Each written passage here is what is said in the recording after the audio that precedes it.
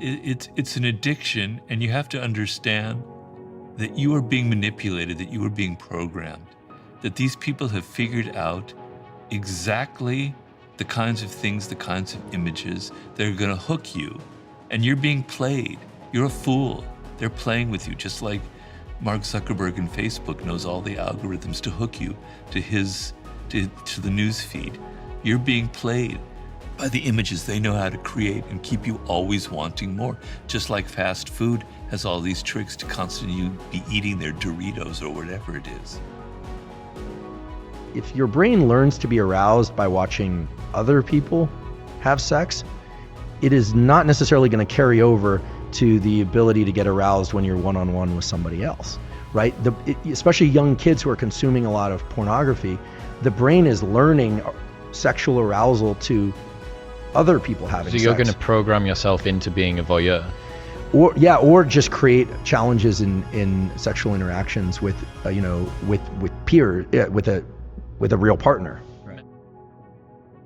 There's a research that did a multivariate regression analysis on people addicted to pornography, which means they looked at which variable associates the most with pornography usage. And the number one variable was meaninglessness. So the more meaningless your life is, the more likely you are to be addicted to pornography. And so what we've actually kind of found, which is really interesting, is when you work with people like that, helping them develop like purpose helps them actually, like, you have to have a reason to stop watching pornography. You have to go through that withdrawal for some greater good. And so helping people find purpose is like one of the biggest things that apparently helps with pornography. Technically, you experience a dopaminergic release in relationship to a goal.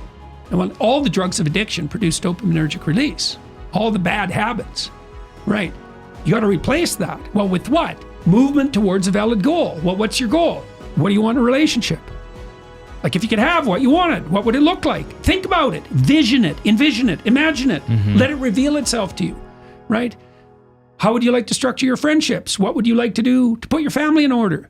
You know, how would you aim with regard to your career? How would you educate yourself? How would you take care of yourself mentally and physically, assuming you were, trying to do what was good for you, like you liked yourself, which is a very difficult thing to pull off. Yeah. How could you serve your community? Flesh it out. The act of loving not God, not the universe, but another human being, an individual, man or woman, gay or straight or whatever it is. In that relationship, the boundaries between the two of you are allowed to melt, and your ego can soften, and you can feel their world and they can feel your world, and you have a connection that for a social animal is the highest form of connection. It's superior to a religious connection, I'm sorry. And what it requires is, we have the expression falling in love. Pornography is completely robbing you of that, because love of another human being is a sense of enchantment, right?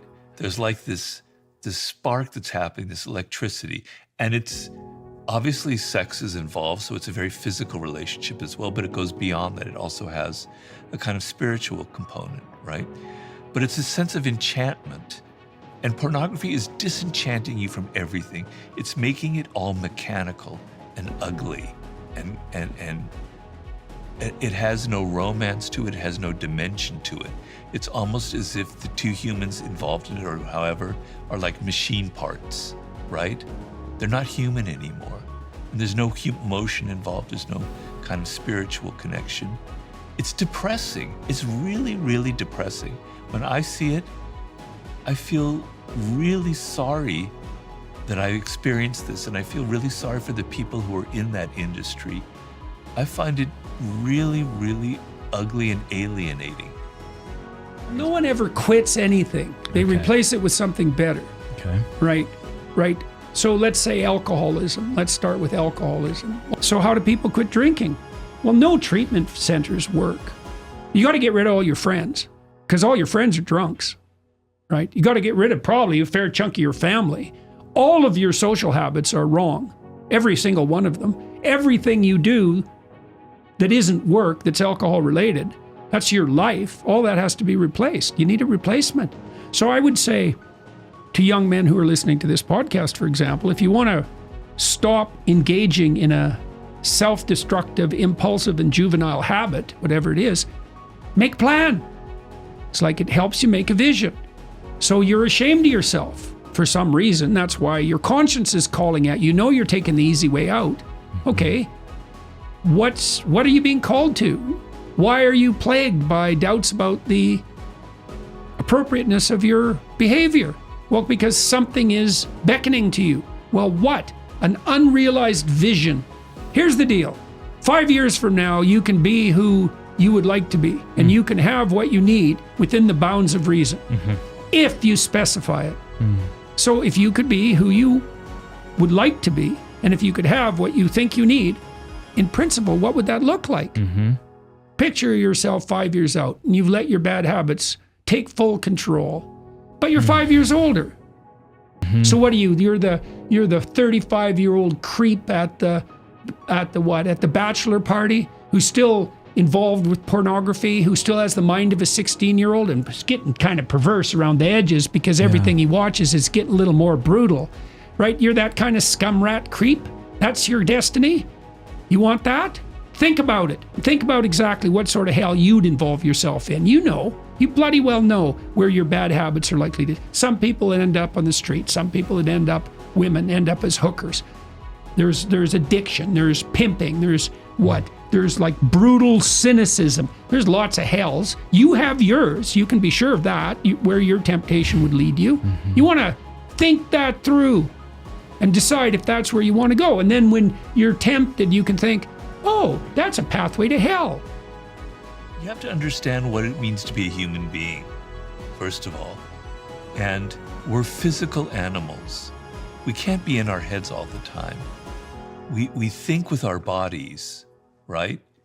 We think with the chemicals mixing in our bodies. We're very physical and we're social animals to the core. And that social animal, what makes us superior is that we connect. I can kind of look at you and I can maybe understand what you're feeling, what you're thinking, and we can have a discussion and our ideas can go back and forth and connect and go to higher levels of understanding or lower levels of disagreement. But that's what it means to be a human being. You're not this fucking AI machine. You're not a bot. You're not an algorithm. You're not a little piece of data that Mark Zuckerberg can mix with. You're a human being with a body, with physical problems, with hormones, with emotions that are coursing through you. And you have to become a physical creature, which means doing things in the world, taking action, working, building a business, doing things with your hands, exercise, meeting people, be inside of your bodies. And when you're in pornography, you're disembodied. You're not in your body. You might be wanking off, as far as I know, probably are, but you're not really inside of your body in any meaningful way. And so it's like, my hope, if there's any hope, is that, and there's seeds of it in the world now, where young people are going to start getting disgusted with this because the human spirit is still very powerful. And it's still like, I don't want to be like this. It doesn't feel natural. It doesn't feel right. And at some point, my hope is in 20, 30 years, after I'm probably dead, there'll be a movement where people are going to be so against this that they're going to go in the opposite direction. They're going to be returning to what it means to be a human being. But if I were young, that sense of, this is a nasty world, I want to return to what it means to be a human being. I want to spark a movement, a revolution that goes back to that. I hope that that's going to happen. I hope that's